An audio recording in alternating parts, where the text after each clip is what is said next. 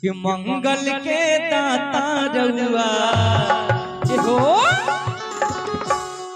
बिगड़ी बनाई जी कि मंगल के दाता रउआ बिगड़ी बनाई जी कि गौरी के ललना हमारा गौरी के ललना हमारा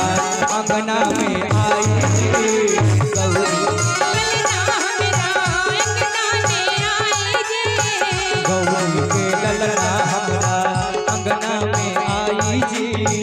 गौरी के ललना मेरा अंगना में आई जी मंगल के दाता रउआ मंगल के दाता रउआ बिगड़ी बनाई जी मंगल के दाता रउआ बिगड़े बनाए जे मंगल के दाता रउआ बिगड़ी बनाई जी गौरी के ललना हमारा गौरी के ललना हमारा अंगना में आई जी गौरी के ललना मेरा अंगना में आई जे गौरी के ललना हमारा अंगना में आई जी गौरी के ललना मेरा अंगना में आई जे गौरी के ललना हमारा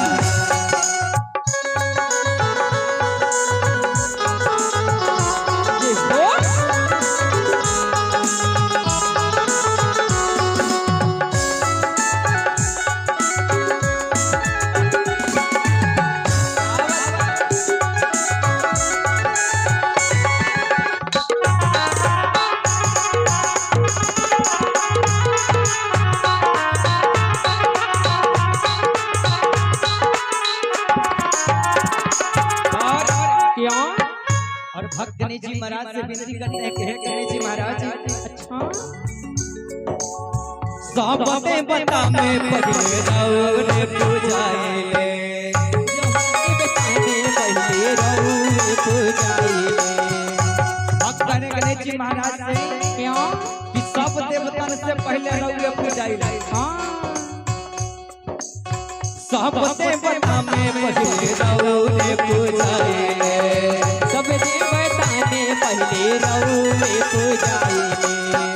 भक्तन के ढेर सोने देर न लगाइले भक्तन के ढेर सोने देर न लगाइले भक्तन के ढेर सोने देर न लगाइले देर न लगाइले मुझ पे सवार होके हो मुझ पे सवार होके मुझ पे सवार होके दर्शा दिखाई दे मुझ पे सवार होके दर्शा दिखाई दे कि गौरी के ललना हमारा गौरी के ललना हमारा अंगना में आई जी गौरी के ललना मेरा अंगना में आई जे गौरी के ललना हमारा अंगना में आई जी गौरी के ललना मेरा अंगना में आई जे गौरी के ललना मेरा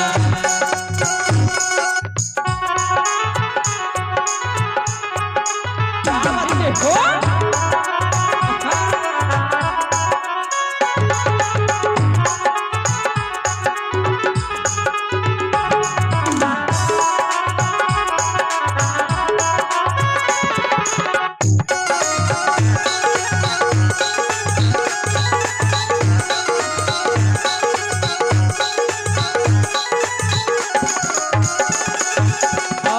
क्यों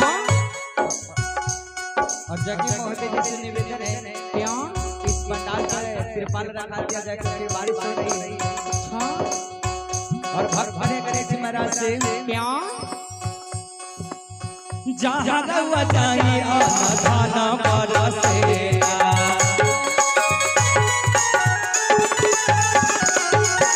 सीधी होला काज सब बेगान कटेला बिघन कटेला हो बिघन कटेला जहाँ रउआ जाई आना खाना बरसेला सीधी होला काज बेगान कटेला सुबला बारी सीधी सुबला बारी